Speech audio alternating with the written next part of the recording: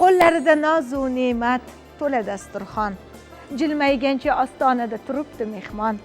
Yo'llariga lolalardan to'shab poyandoz, yuring do'stlar, ul mehmonga chiqaylik peshvoz. Yurtim Navruz olib kelgan rizq ro'z muborak.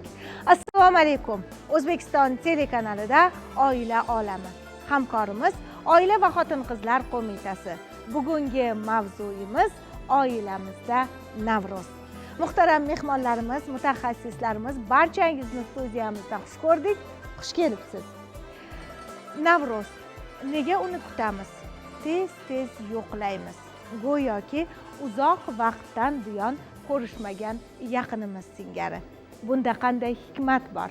Axir Navruz ham biz yashayotgan oddiy kunlardan biri emasmi, Mahbuba opa? Navro'zni hammamiz kutamiz. Navruz kelsa gullar ekamiz. U yosharish, uyg'onish, go'zallik fasli axir. Uni o'sha kuzdan beri kutamiz. Bahor kela qolsa edi tezroq deb. Bahorda o'ziga yarasha gashti bor, o'ziga yarasha go'zalligi bor. U insonlarda ko'tarinki kayfiyat uyg'otadi. Kayfiyat ko'tarinki bo'lgandan keyin hamma narsa o'zidan o'zi go'zal bo'ladi. Hamma ishlarga qo'l boradi. Tez orada yayrab yashnab bahor keladi. Atlaslar, adraslar kiyib, yal yonib nimalarga chiqamiz, sayrlarga. Hamma yo'ni go'zal qilamiz. Tabiat bizani kutib oladi deb qancha qishi bilan gapirib turdik. Mana biz kutgan bahor keldi, intizor kutgan bahor keldi, Navro'z keldi. Juda ham xursandmiz, hamma go'zal kayfiyatda. Navro'z kunlarida Ziyoda opa insonda boshqacha kayfiyat hukmron bo'ladida, hammamizda ham qalbimiz yashnaydi. Keling, mana shu siru sinoatga ega bo'lgan Navro'zimiz haqida qisqacha mutaxassis sifatida uni tarixi haqida gapirib bering. Shunday urf-odatlar, an'analar, qadriyatlar borki, ular insonning taraqqiyoti uchun muhim hissa qo'shadi. Ana shunday urf-odatlar, an'analar, qadriyatlardan biri bu Navro'z. Chunki Navro'z umrboqiy qadriyatimiz sanaladi.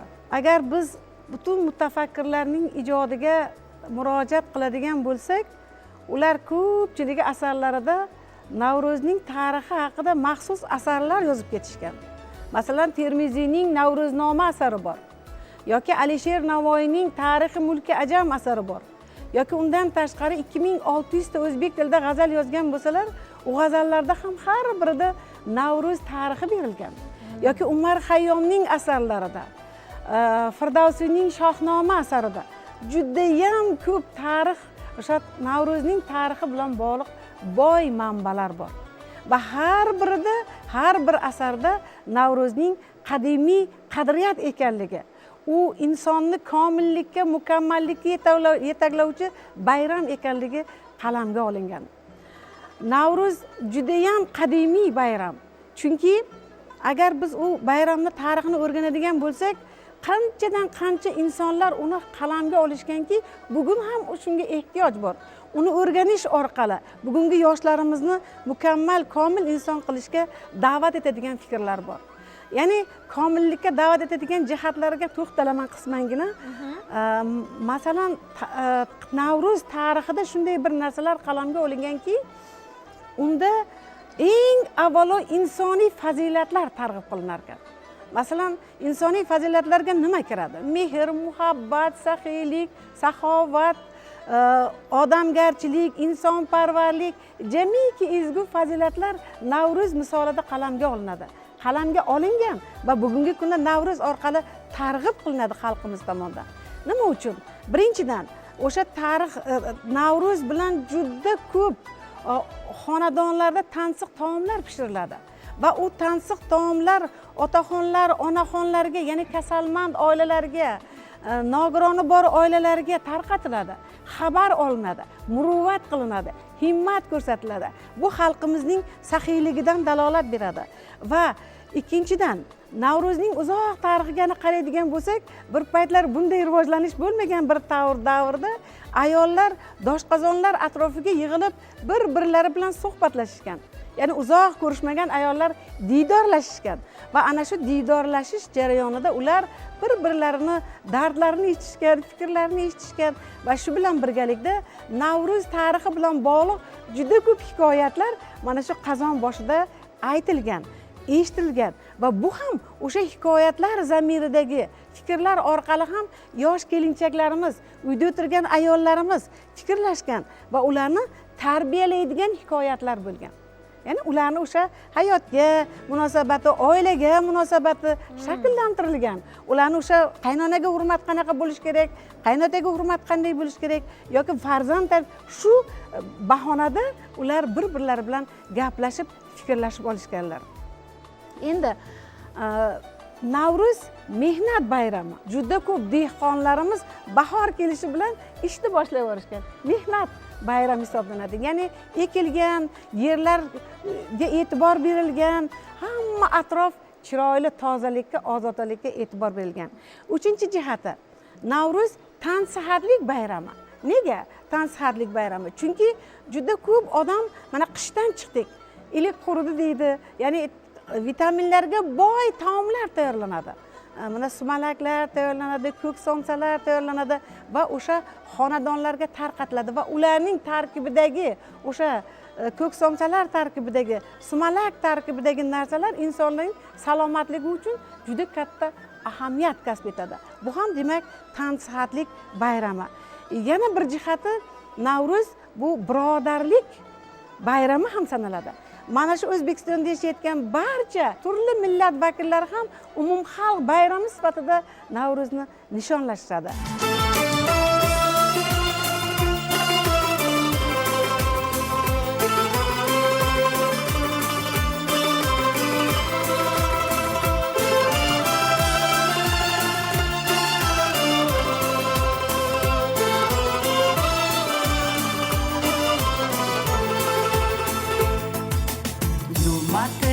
Tarix zarbasini yengib, quyoşdek parlagan go'zal bo'stanim, yurakka onamning mehri singib, bizga beshik ursa O'zbekistonim, O'zbekistonim, O'zbekistonim, bizga beshik ursa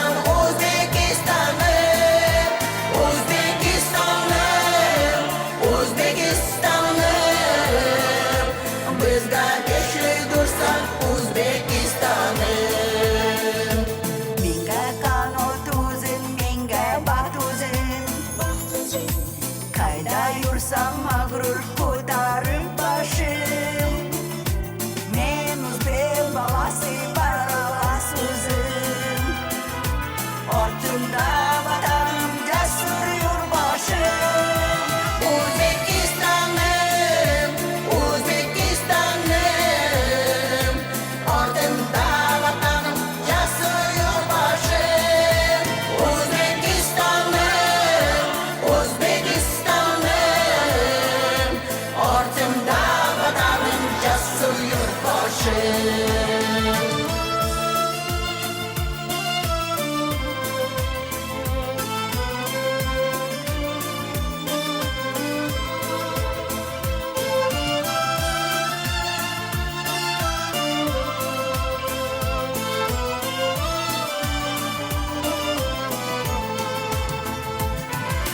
Sen menga onamding aziz diyorim, men zarda boqim go'zal bo'stonim, butun olam ichra dengiz bahorim, senda yurt topilmas O'zbekistonim, O'zbekistonim, O'zbekistonim, senda yurt topilmas O'zbekistonim, O'zbekistonim, O'zbekistonim, senda yurt qayda bor O'zbekistonim, deb maqoldan qarim O'zbekistonim, senda yurt qayda bor O'zbekistonim, senda yurt topilmas O'zbekistonim.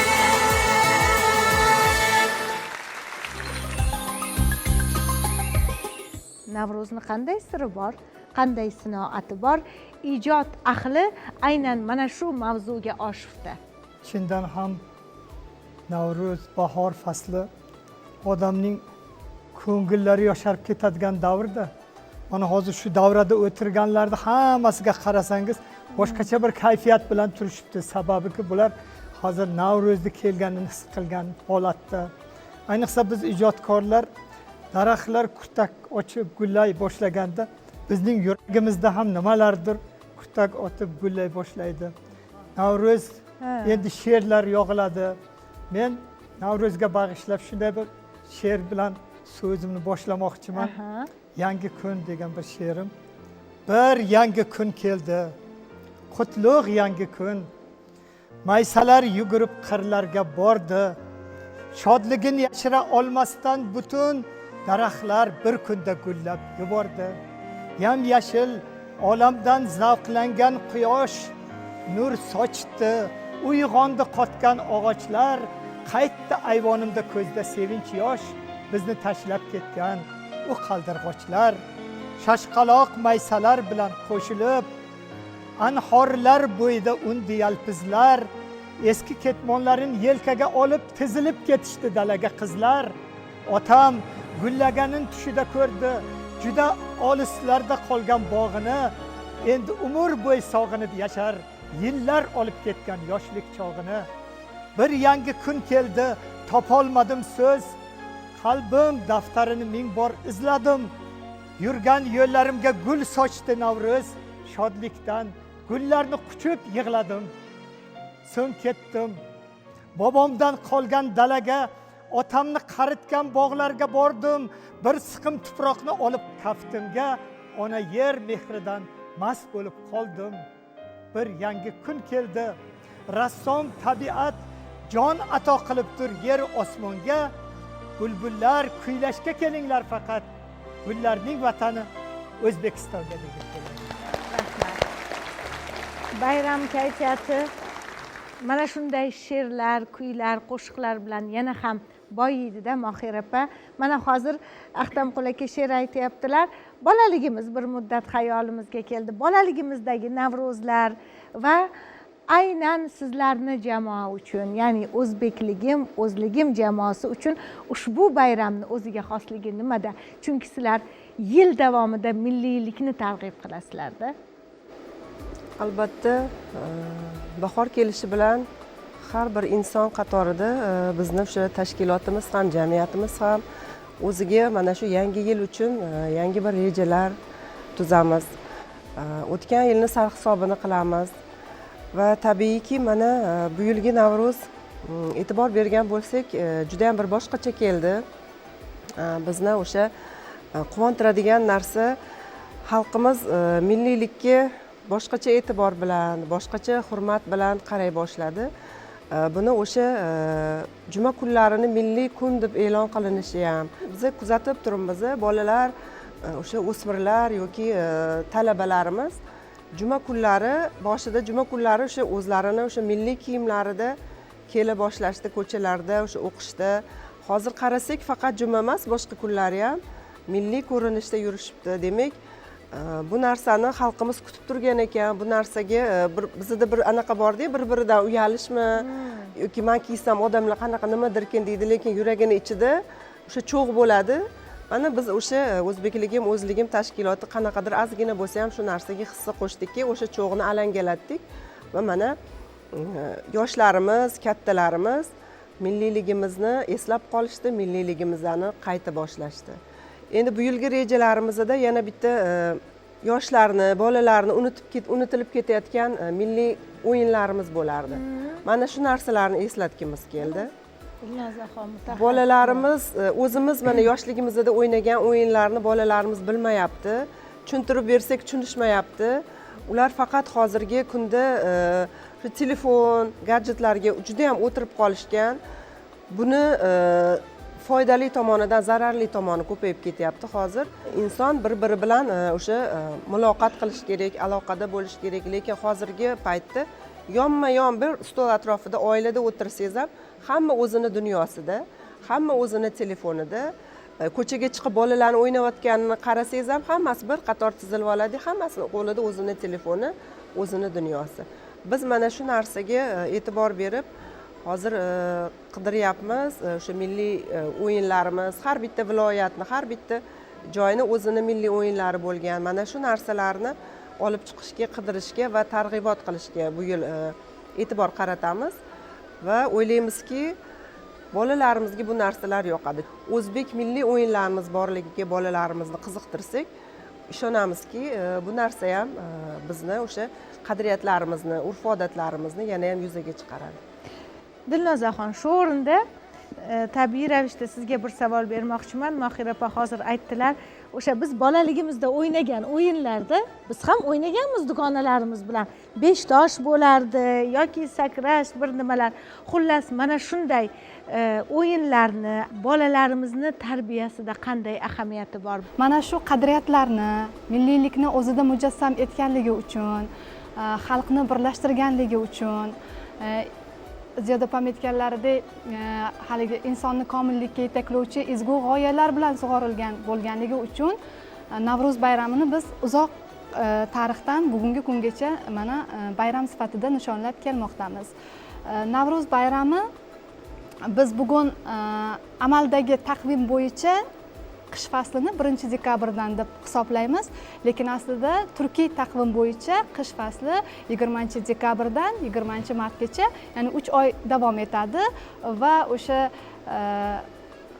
qishda dimiqqan, haligi og'ir qish faslini o'tkazgan odamlar, yosh bola bo'ladimi, keksa odam bo'ladimi, yangi kun kelishi bilan, ya'ni ko'klamga chiqishi bilan uni chiroyli qarshi olishadi, xursandchilik bilan. Bugungidek sharoit, imkoniyatlar bo'lmagan paytlarda albatta oson bo'lmagan ko'klamga erishish va bu haqiqiy tantana qilishga arziydigan voqea bo'lgan. O'sha bolalar o'yinlariga ulanib ketgan insonlar o'z uylaridan, issiq joylardan chiqishar ekan, bir-birlari bilan axborot almashishgan. Bolalar ham xuddi shunday, bir-birlariga o'yinlar o'rgatishgan. Milliy qadriyatlarimiz mana shu o'yinlarni, ulardagi aytimlarda, endi o'yinlar faqat harakatlardan iborat emas, ularda turli aytimlar, bolalarga xos qo'shiqlar, bahoriy qo'shiqlar, raqslar bilan uyg'unlikda bo'lganligi sababli juda ham chiroyli bir kompleks an'analar mujassamlashgan bo'lganligi uchun Navro'z bugungi kunga qadar saqlanib kelayotgan milliy bayramlarimizdan biri. Bolaligimizni eslatdingizlar, bolalar o'yinlari haqida gapirdingizlar. Kelinglar, shu o'rinda hozir studiyamizga jajji bolajonlarimizni taklif qilamiz va ulardan chiroyli raqsni tomosha qilamiz. Marhamat.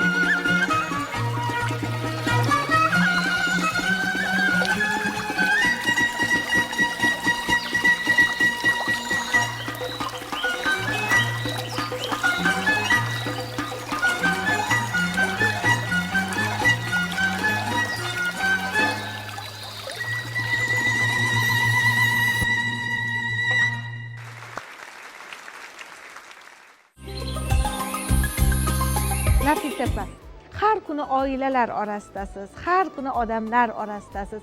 Bugun Navro'z kunlarida oilalarning, umuman insonlarning kayfiyati qanday? Inson tabiatan shunaqa. Bahor kelishi bilan yasharish, yangilanish fasli sifatida bejizga qaralmaydi. Har bitta oilada yangilanish hovlisidan, tomorqasidan, qo'yingki o'sha bir dasturxon atrofidagi tanovul qilinadigan milliy taomlardan boshlanadi va o'z-o'zidan ayollar mana shu oilalarda o'zimizda o'sha milliy taomlar, ko'k somsali, mahallalarda sumalaklar qilinadi. Oilalarga kelganda har bitta oilada ham yangilanish, ya'ni ertangi kunga umid, ertangi yangi rejalar va bu borada aytib o'tish kerakki, barchani kayfiyati aynan bahor singari, yangilanish singari juda ham yuqori darajadaligini ko'ramiz va eng asosiysi mana shu bayramlardan foydalangan holda, Navro'zdan foydalangan holda albatta yakka yolg'iz bo'lgan, boquvchisini yo'qotgan yoki nogironligi bo'lgan, umuman ijtimoiy himoyaga muhtoj bo'lgan oilalardan xabar olish ham o'z-o'zidan ko'payadi. Yil davomida bu jarayonlar davom etsa-da, aynan mana shu bahorni kelishi, Navro'zni kirib kelishi, bayramlarni bahorni birinchi oyida ko'pligi ham mana shu oilalarga e'tiborni yanada ham kuchaytiradi. Ularni ham kayfiyatiga bu albatta ta'sir qiladi va eng asosiysi mana shu har bir tumanlarda, shaharlarda uyushtiriladigan Navro'z sayllariga ham barchani ommaviy jalb qilinishi ham mana shu oilalarni kayfiyatiga ta'sir qiladi. Buni zamirida esa albatta birinchi navbatda biz shukronalikni ko'rishimiz mumkin va mana shu shukronalik tinch osmon ostida mana shu yurtga bayramlar yarashadi. Mana shunday chiroyli kunlar yarashadi va bu borada barchani kayfiyatiga albatta a'lo darajada ekanligini ko'rishimiz mumkin. Mana ko'rinib turibdi, studiyadan ham bilinib turibdi. Bilasizmi, men har doim har bahorda e'tibor berib turaman. Navro'zni faqatgina inson emas, balki qushlar ham kutib olar ekan. 15-martga har doim qaldirg'ochlarimiz yetib kelishadi agar bilsanglar. Men shundan juda ham xursand bo'laman. Ular ham biz bilan birgalikda Navro'zni kutib olishadi. Keyin yana bir narsani aytib o'tmoqchiman. Men yoshligimdan eslayman. Bizning uyimizda har doim Navro'z bayrami yaxshi kutib olingan. Ayniqsa opamlarning uylariga borardik. Opamlar har bayramda Navro'zda sumalakni kanda qilmas edilar. Shunaqangi katta qozonlarni yerga ko'mib, shunaqangi chiroyli bo'lardi. Atrofida o'tirib, ko'rpachalarni yozilib, ko'k somsalar tugardik. Keyin ashulalar yetardik, laparlar yetardik. Shunaqangi chiroyli bo'lardi-da. Shularni hozir ko'rib hammasi esimga tushib ketyapti. Men o'zim bahorni juda ham yaxshi ko'raman. Hammalarga Navro'z muborak bo'lsin. Rahmat. Men hozirda komediya, teatr, operettasida ish faoliyat yurityapman va u yerda ham bahoriy kayfiyat juda ham yuqori. Hamma hasharlar, bir-biriga bahoriy gullar, sovg'alar, bayramlar bo'lib o'tmoqda hozir u yoqda. Kuylaganda hammaga kuy, ya'ni bahoriy kuylar juda ham kayfiyatni ko'tarishini sezaman. Albatta bayramlarga meni taklif qilishadi har doim. Kuylaganimda ularni yuzlaridagi kulgini ko'rib juda ham kayfiyatim ko'tariladi va sizlarga ham bugun jonli ozgina kuylab bermoqchiman bahoriy qo'shig'imni. Marhamat.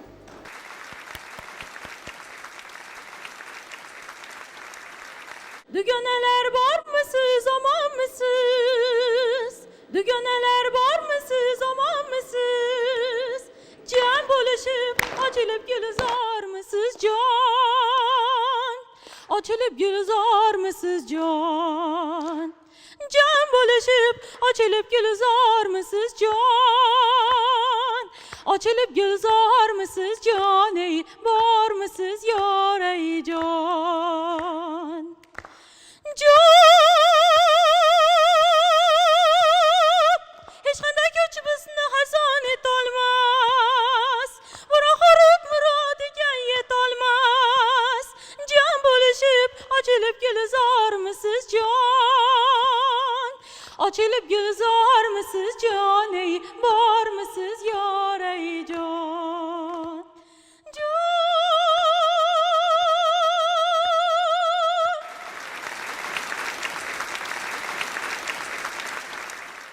tarixchilarning yozishiga qaraganda, adabiyotchilar, mutaxassislarning yozishiga qaraganda o'sha asarlarda boya biz keltirdik.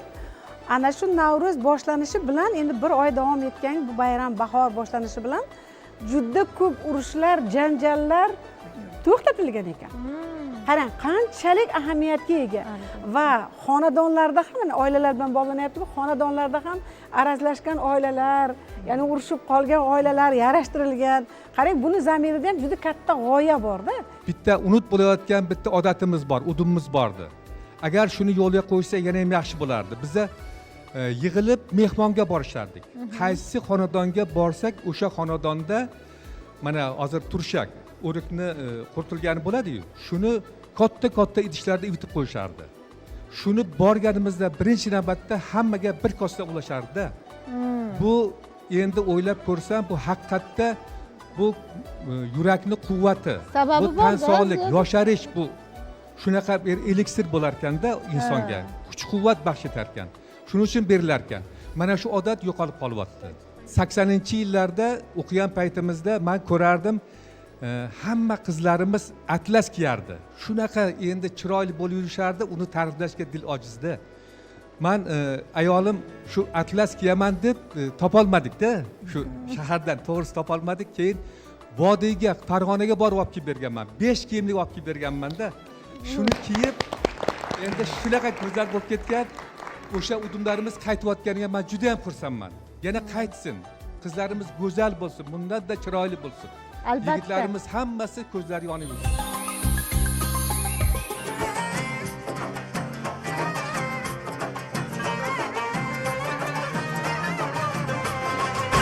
Mana shoyi bu atlasmidi? Gel mana shoyi bu atlasmidi? O'zbegimning qizlari tarifi shumasmidi? O'zbegimning qizlari tarifi shumasmidi? Atlasga mosmasmidi?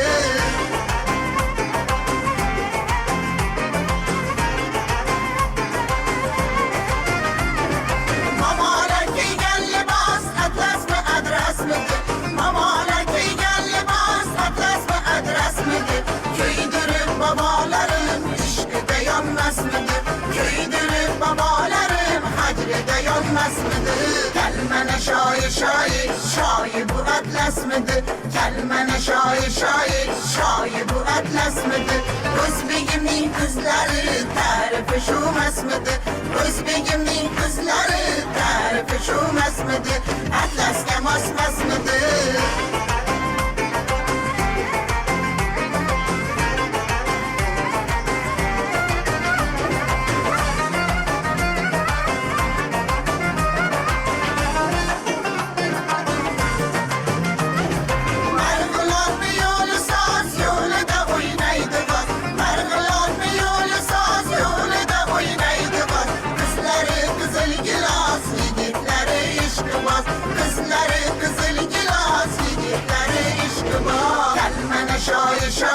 Shoyi bu atlasmidi?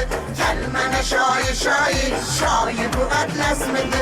O'zbegimning qizlari tarifi shumasmidi? O'zbegimning qizlari tarifi shumasmidi? Atlasga mosmasmidi?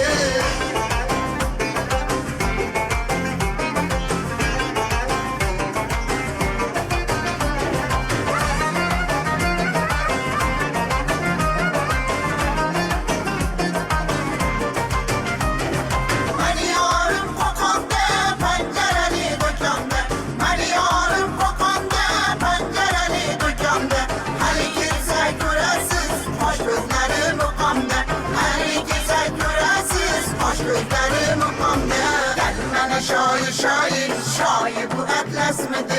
Gel mana shoyi bu atlasmidi? O'zbegimning qizlari tarifi shumasmidi?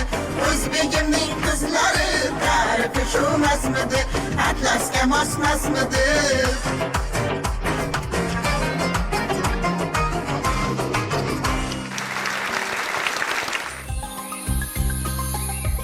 Mohira opa, bir qancha qo'shiqlar ijro etildi, raqslar bo'ldi, lekin hozirgina ijro etilgan qo'shiqda qarab turdim, umuman boshqacha kayfiyatda o'tirdingiz, bularga qo'shilib aytib ketdingiz.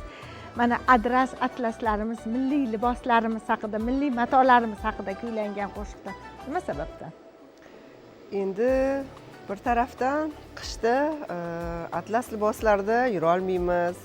Ko'zlarimiz o'sha to'q ranglarni, qora jigarrang ranglarga o'rganib qoladi. Lekin bahor kelganda tabiat uyg'onishi bilan birga o'zbek ayollari ham o'zlarini o'sha bahoriy kayfiyatlari bilan o'sha seplarida bor atlaslarini kiyib chiqishadi ko'chalarga, mana o'sha sayllarga, Navro'z bayramlariga tabiatga qo'shilib o'sha o'zbeklarimiz ham, millatimiz ham uyg'ongandek bo'ladi. Hozir mana atlas haqida, adras haqida, uni vatani bo'lgan Marg'ilon haqida qo'shiqlarni eshitdik. Albatta o'z-o'zidan o'zingizda o'sha faxr tuyg'usini his qilasiz. Mana o'sha liboslarimizga qaytganda yoshlarimizni ko'zi yonayotganini o'zi ham mana shu milliyligimizdan, qadriyatlarimizdan faxrlanish, g'urur tuyg'usi odamlarimizda borligidan. Aslida bu atlas, adreslar zamirida milliyligimiz jilolanadi. Ya'ni har bitta millatning o'ziga xos kiyimlari bo'ladi. Va hozir bular ham aytib o'tdilar, bahor kelishi bilan ana shu ayollarimiz o'ziga ko'rk beradigan bayram hisoblanadi bu Navro'z. Ayollar ana shu Navro'z bahonasida o'zlariga ko'rk bergan, ya'ni juda chiroyli kiyinganlar, atlas adreslarni kiyganlar. Nafaqat atlaslar, shu bilan birgalikda qoshlariga usba qo'yishgan, qo'llariga hino qo'yishgan. Ya'ni o'sha bahorning kelgani bilan ayollar yana ham go'zallashgan. Endi milliylik, har bitta xalqning milliyligini ko'rsatadigan milliy libosi bu juda katta qadriyat hisoblanadi. Demak, atlas va adreslarimiz ham azaldan o'sha Navro'z tarixi bilan bog'lanib keladigan bir milliy qadriyatimiz hisoblanadi. Haqiqatdan ham har bir millatni o'zini milliy liboslari bor va ana shu milliy liboslarni dastlab o'sha millatni o'zi targ'ib qilish kerak. Va bugun bizdan mana shu oila xotin-qizlar qo'mitasi tomonidan ham mana shu targ'ibot jarayonida juda ko'p tashabbuskorlarni ko'ramiz va buni ko'rib albatta ko'zingiz quvonadi. Mana shu milliy matolarimizga bo'lgan, milliy liboslarimizga bo'lgan mehrimiz, muhabbatimiz bizgacha yetib kelayotgan urf-odat, an'analarimizni bardavom bo'lishiga qanday hissa qo'shadi? Milliy liboslarimizni har bir chiziqlarida ramzlar mujassam. U do'ppidan tortib o'sha maxsi oyoq kiyimigacha turli ramzlarni ifodalagan, yoshga qarab ajratilgan. Masalan, turmushga chiqqan qizlar boshqacha do'ppilarda namoyon bo'lishgan yokida hali turmush qurmagan yoshlar umuman boshqacha liboslarda. Mana shu jihatidan ham odamlar ajratilgan, ya'ni jamiyatda o'sha oilali yoki hali bo'ydoq sifatida oila qurmagan ekanligini milliy liboslarimizga qarab bilib olishgan.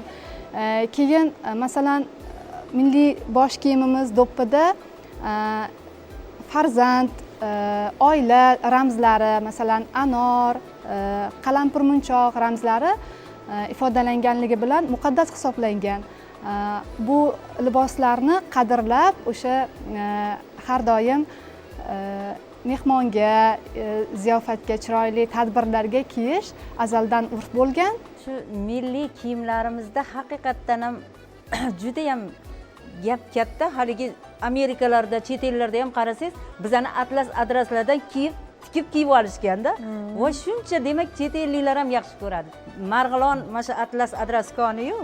Shunga tasanno qolib, haqiqatan hozir bitta ashulamni ham aytib beraman.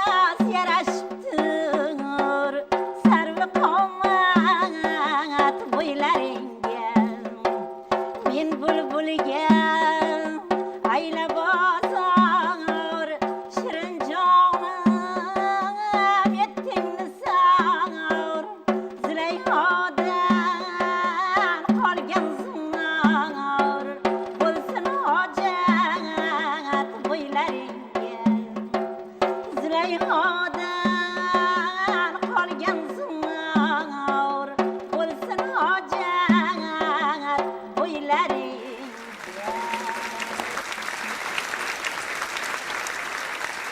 endi bu haqida ham shoirlarimiz o'sha davrda yozib ketishgan, Navro'z bahona. Navoiy yozadilarki, muvofiq kiydilar bo'lmish magar Navro'z ila bayram, chaman sari yashil xil'at, mening sarvi ravonim ham.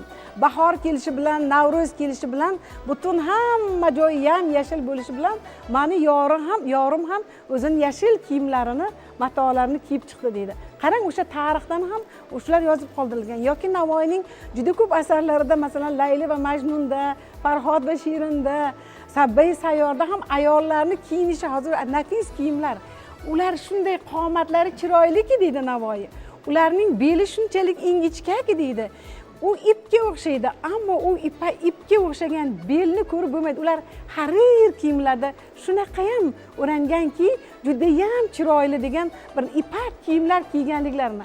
O'sha davrda ham demak atlaslar bo'lgan ekanda, ipakdan qilingan harir ro'mollar, harir kiyimlarni kiyganlarki, ularning o'sha belidagi go'zallikni ham o'sha yupqagina matolardan ko'rish mumkin edi. Ya'ni harir yupqa matolardan ko'rish mumkin deydiki, bular ham bekorga emas. Ana shu atlaslarimiz azaldan ham bo'lgan, ulardagi ranglardagi jilolar albatta milliylik tuyg'usini targ'ib qilib Albatta.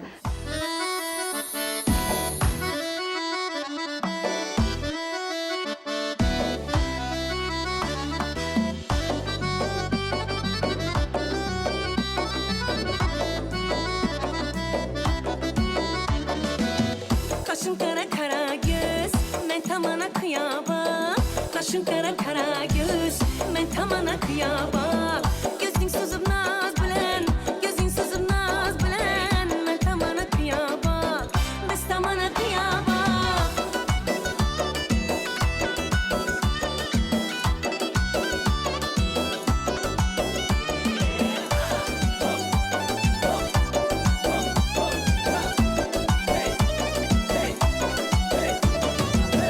Arasında yolları açıladı günleri, arasında yolları açıladı günleri. Oynamak yaraşır ey, yar ginem de boyları. Oynamak yaraşır ey, yar ginem de boyları. Kaşın kara kara göz, men tamana kıyamam. Kaşın kara kara göz, men tamana kıyamam. Gözün sızıp naz bilen, gözün sızıp naz bilen, men tamana kıyamam. Biz tamana kıyamam.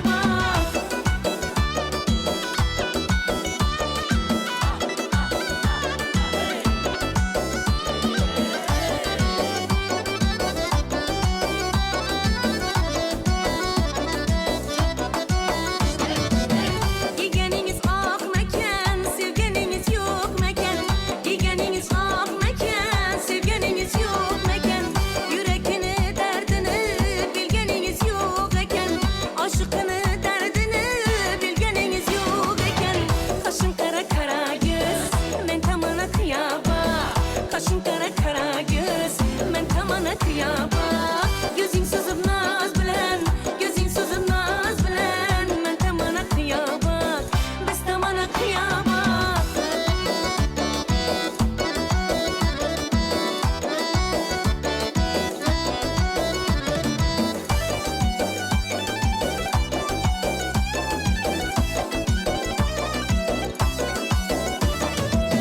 Siz ki meni barım ey, ko'nglimdagi yorim ey. Siz ki meni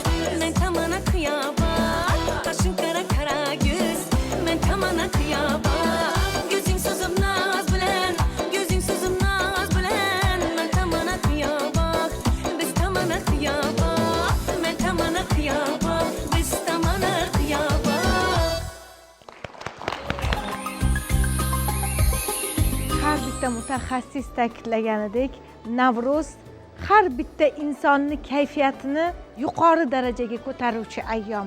Bir-biridan xafa bo'lganlar bormi? Mana shu Navro'zdagina qudratlar, xafagarchiliklar hammasi unutiladi. Mana shunday kayfiyat, mana shunday ko'tarinkilik yil davomida barchamizga hamroh bo'lsin. Marhamat, bayram tilaklaringiz.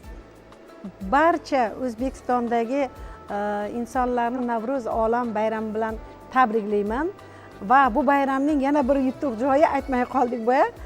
Har bitta inson bir-biriga baxt, saodat, tinchlik, yaxshi tilaklar bildirishadiki, shular ijobat bo'ladi, albatta ijobat bo'lsin. Barcha yurtdoshlarimizni Navro'z olam bilan muborakbod etaman. Rahmat, rahmat. Mart oyi ketma-ket bayramlar oyi ekan. 8-mart ketidan mana Navro'z bayramimiz keldi. Undan keyin mana shu Ramazon hayit bayramimiz bilan mart oyi yakunlanar ekan. Mana shu mart oyidagi ko'tarinki kayfiyat butun yil davomida xalqimiz bilan birga bo'lsin. O'zbekistonimiz doimo mana shunaqa bayramlarga boy yurt bo'lsin. Bayramona kayfiyatda hammani Navro'z bilan tabriklayman. An'anaviy gap bor, bayramlar tinch ellarga yarashadi degan. Yurtimizga avvalambor tinchlik, xotirjamlik, oilalarga qut barakot tilayman. Hammani yasharish, yangilanish, ko'klam ayyomi bilan muborakbod etaman. Rahmat. Bahorda yaxshi niyat bilan qadalgan urug' yil yakuniga kelib o'zini mevasini berar. Men xohlardimki, tarbiyada ham, har qanaqa milliylikda ham, qadriyatlarimizda ham ana shu bahorda qadalgan urug' singari oxiri natijasi yaxshi meva berishini xohlardim. Tabriklayman. Navro'z olamdagi kayfiyat hech qachon hech kimni tark etmasin. Qalbida nima orzu niyati bo'lsa, Alloh orzu niyatlariga yetkazsin. Mana shu go'zal ro'za-i Ramazon oyidaga to'g'ri kelgani ham bahorda. Bu juda ham har bir ishda orqasida hikmat bordir. Juda ham katta hikmat bor. Xudo xohlasa bu yilgi Navro'z, mana shu ro'za-i Ramazon oyi hammani qalbidagi barcha niyatlarini ijobat qiladi inshaalloh. Faqat bizani yurtimizda emas, butun dunyoda tinchlik bo'lsin deyman. Hamisha dunyodagi hamma yaxshi insonlar sog' omon bo'lsin. Qanaqa niyat qilgan bo'lsa orzusiga yetsin. Hech qachon hech joyda urush bo'lmas. Yer yuzida tinchlik bo'lsin. Bayramga tuhfa sifatida qo'shiqchidan qo'shiq bo'ladi deydi-yu. O'zim har joydaman, ko'nglim sendadir.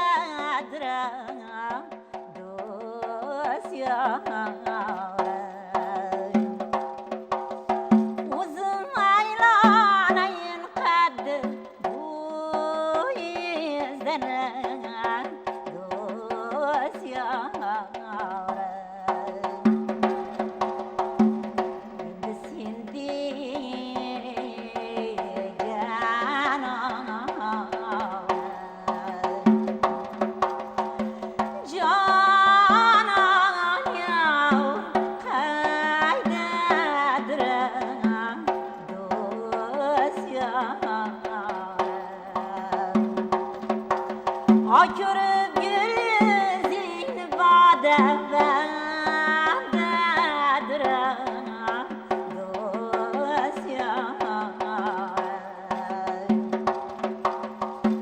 saqlay ishqing tavkay voy jonlar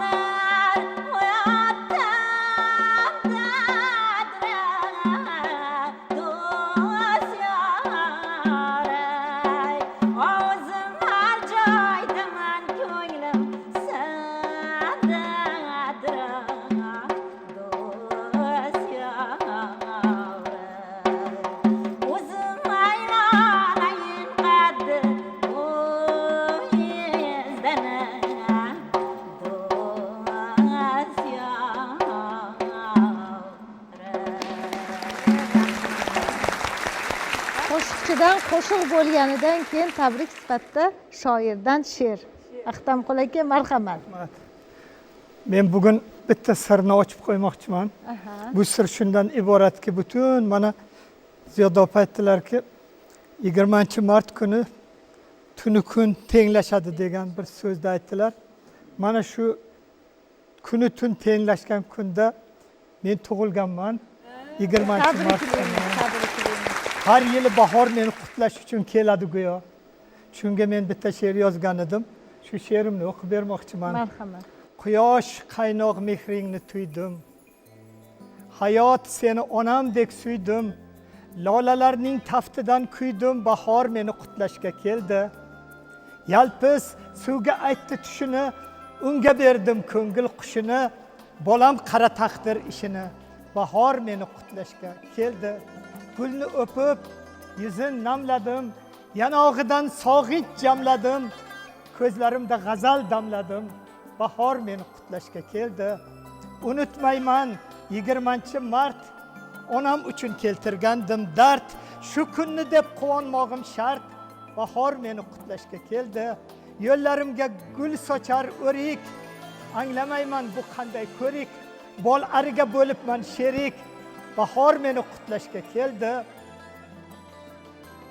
Tuni bilan dillashgan dalam, sen aqlimdan ozdirgan qalam, kulbanga o't qo'yaman alam. Bahor meni qutlashga keldi. Bahor bizni qutlashga keldi. Bahor sizni qutlashga keldi. Rahmat, rahmat. Sog' bo'ling. Bildirilgan fikrlar, mulohazalar, ishtirok uchun she'rlar, qo'shiqlar, kayfiyat, xullas hammasi uchun barchangizga rahmat aytamiz. Doimo sog' salomat bo'ling. 77 rangda tovlanib yonib, kamalak chiqadi moviy osmonga. Butun borliq orziqib kutgan Navro'zi olam keldi O'zbekistonga. O'z qanotida yaxshiliklarni, xushxabarlarni olib kelgan Navro'z barchamizga muborak bo'lsin. Yana efir orqali ko'rishguncha xayr, salomat bo'ling. Hammaga rahmat, sog' bo'linglar, salomat.